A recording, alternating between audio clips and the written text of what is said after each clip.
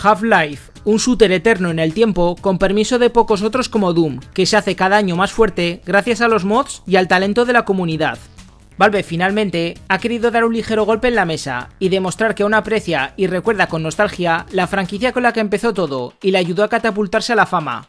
No es descabellado pensar que sin Half-Life quizás no tendríamos Steam, o a lo mejor la industria de los videojuegos en PC no sería tan fuerte como la conocemos hoy. Es difícil de saber.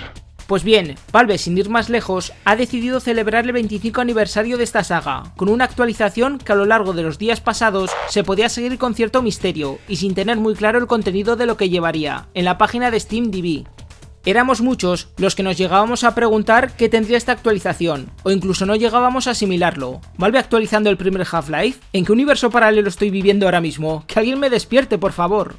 Lo poco que teníamos claro es que estaba relacionada con el Steam Deck, y así fue. El 17 de noviembre, Valve reveló su sorpresa al mundo, un parcher celebrando los 25 años que lleva la saga con nosotros, con un listado de los cambios y arreglos que llevaría.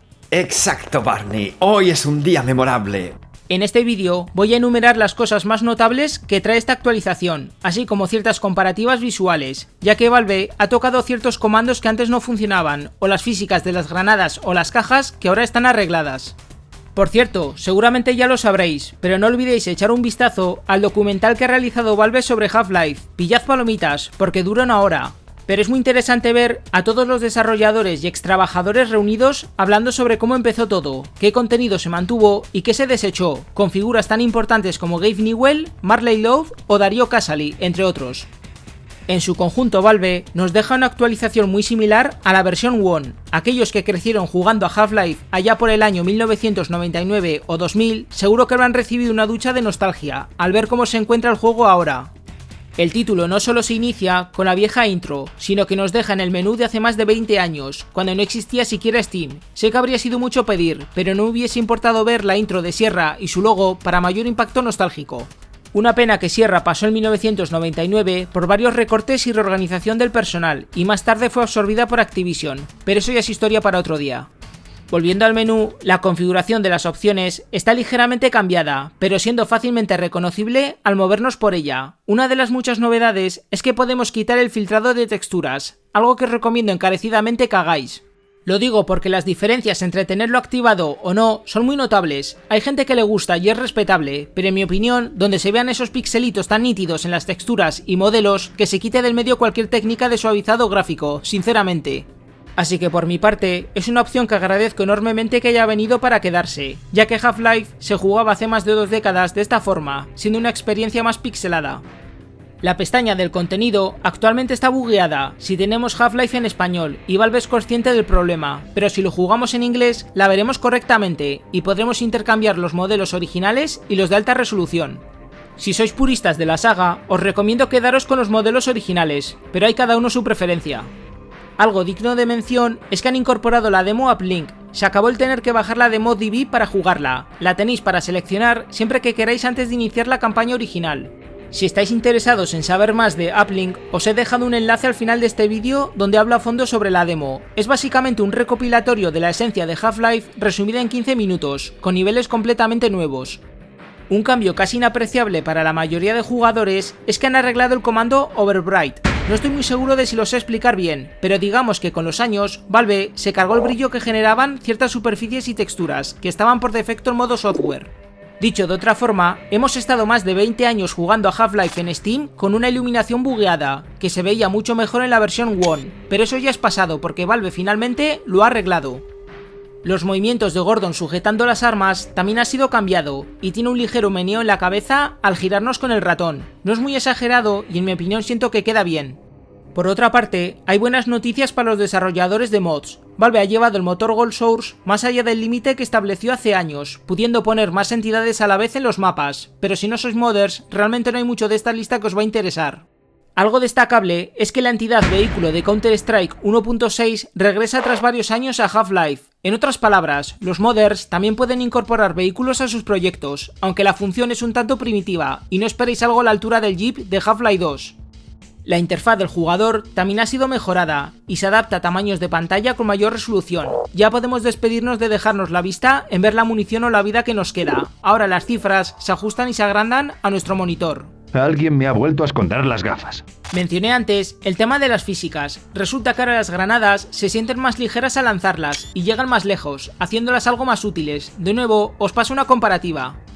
¿Y qué hay sobre las cajas? Pues bien, ahora ya no podremos agarrarlas y tirarlas a la otra esquina de la habitación como pasaba antes. Si queremos apilarlas para sortear un obstáculo, tendremos que hacerlo simplemente acercándonos a ellas para empujarlas, sin tener que pulsar ninguna otra tecla. Mención obvia al soporte que le han dado a la Steam Deck. Ahora Half-Life se puede jugar en condiciones en esta consola. No la tengo para confirmarlo, pero si poseéis una, han mejorado la interfaz y sus controles para una experiencia más cómoda. También tenemos contenido exclusivo de la beta. Sin ir más lejos, Valve nos ha regalado los modelos de la versión alfa de Half-Life de Gordon y Barney para tenerlos seleccionables en el multijugador. Pero eso no es todo. En uno de mis vídeos hablé brevemente de Farther Data, un disco sacado en 1999 que traía contenido exclusivo del multijugador. Pues bien, parte de lo que ese disco traía ha sido incluido en esta actualización. Y tenemos como resultado 3 de sus mapas añadidos a la lista oficial: Double Cross, Rust Mill y XenDM. También nos añaden 2 nuevos personajes seleccionables de este viejo pack, un intimidante esqueleto y el superhéroe americano Too Much Coffee Man, junto con más de 30 nuevos sprites que, aunque no dejan de ser cosas muy menores, se agradece al final. Quizás uno de los puntos más gordos de este aniversario es que recibimos 4 nuevos niveles, creados exclusivamente por diseñadores de mapas dentro de Valve. Estos mapas están basados en áreas de los capítulos Proceso de Residuos, Sobre Raíles o de Shen. He jugado 20 minutos a cada uno y he quedado gratamente sorprendido por la cantidad de detalles que tienen. Seguramente haga un vídeo en un futuro analizándolos. Yo más bien tengo ganas de que se realice el análisis. ¿Y usted? No hay mucho más a destacar de esta larga lista de parches, aunque algo que me ha llamado la atención es que los barriles rojos al empezar el capítulo Tensión en la superficie funcionan de otra forma. Antes del aniversario flotaban un poco en el aire y caían desapareciendo justo antes de tocar el suelo, mientras que ahora salen despedidos de forma más realista y explotan a varios metros de altura, ofreciendo una experiencia más realista. Por desgracia, este aniversario también trae sus cosas malas. Algunos mods se han visto afectados por el cambio en el código, y juegos oficiales como Blue Shift o el Counter-Strike 1.6 pueden no funcionar correctamente. ¡Vaya puñetas! ¿Y ahora qué? Valve ya es consciente del problema y lo solucionará a lo largo de estos días o semanas. Extrañamente, algunos títulos como Opposing Force o Ricochet no se han visto involucrados y se inician bien.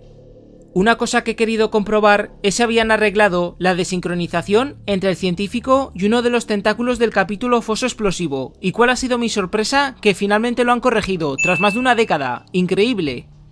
Por lo demás, no he visto muchos errores. Hay alguno que otro que no sé si es culpa del aniversario o si ya estaban de antes. En cualquier caso, no deja de ser algo puramente visual. En el mapa multijugador Rocket Frenzy, el cohete del centro a veces se vuelve invisible dependiendo del punto desde donde lo mires, pero como ya dije antes, es posible que estos errores ya estén arreglados para cuando suba este vídeo, o puede que no. Ya sabemos que Valve trabajando es todo un misterio. Uplink no está traducido pese a que reusa todas las voces de la carpeta original del juego, y los textos salen de forma incorrecta. Si lo jugamos en español, los personajes que dicen voces exclusivas no hablarán, pero la demo continúa con normalidad, y nos la podemos pasar igualmente. Lo bueno es que hay un método para revertir estos cambios si el aniversario os da problemas. Basta con hacer clic derecho en Half-Life, ir a propiedades y en betas seleccionar esta opción. Con ello varios mods y expansiones como Blue Shift irán normal hasta que lo arreglen.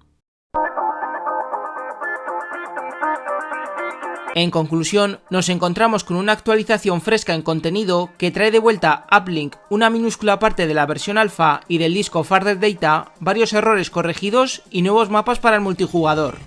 Este aniversario ha hecho que Half-Life haya superado el récord de jugadores conectados a la vez, por lo que los servidores multijugadores van a estar llenos de actividad unas cuantas semanas.